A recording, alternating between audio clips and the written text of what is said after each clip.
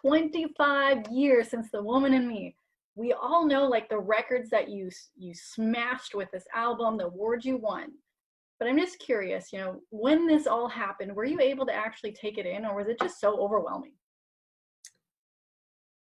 The workload was overwhelming.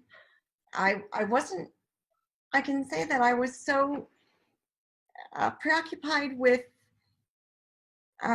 making videos, traveling around the world, doing the promoting and the marketing, photo session after photo session, editing the videos, all the creative work that I put into everything that you see is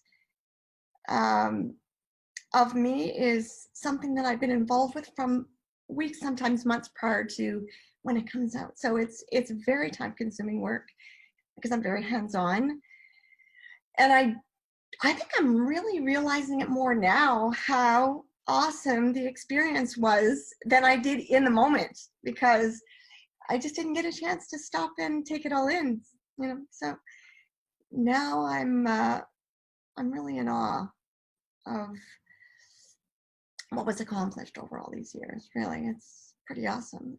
And I'm not necessarily, you know, saying that about myself, but just in the whole, it's just incredible.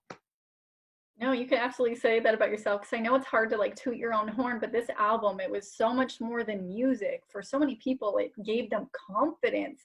It, you know, kind of set their path along it. So, you know, you look at the genre defying part that you did with this album. There's 16 previous, you know, unreleased tracks on this, but it helped kind of pave the way for people anywhere from, you know, Faith Hill, Taylor Swift, Maren Morris. Have you kind of been able to take in that side of it, the confidence that you gave to people around the world, but also how you changed a genre and gave people this kind of road that they can go on?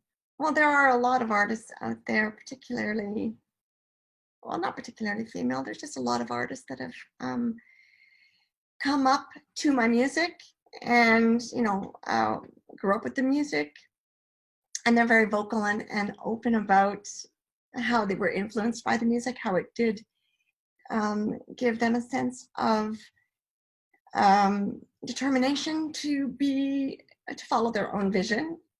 And it's just a compliment to me. I mean, it's the best compliment ever. And this was just really my own pursuit in sticking to my own vision, representing my true self. And I think that my intentions are what really translated. And of course, music is the best communicator. So what other better way to do it than through my music? Was there a song on this album, and I know we get to hear it in so many different lights right now, that always has kind of stood out a little bit more to you than the others? Well, I mean, God Bless the Child was always the most emotional piece of music that I had recorded. And it was a painful inspiration, you know, story behind it. There was a bear in the woods that, you know, out in the bush way or in some remote place, and unfindable that far. But I could hear the echoing of this bear in pain, and I thought, oh, I relate to this bear, this injured bear, obviously, helpless and alone, and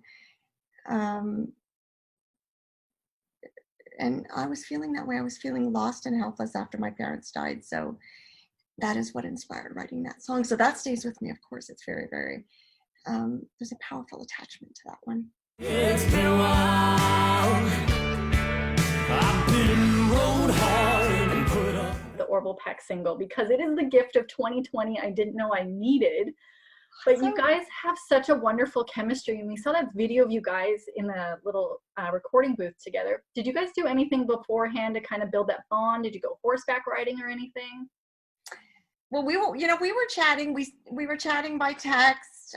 We visited around the horses, and So yeah, first it was texting, then just before COVID shut us all down, we were able to get our vocals in together at my little farm in Vegas. So we were out with the horses, and I'm sure he stepped in a pile or two of something.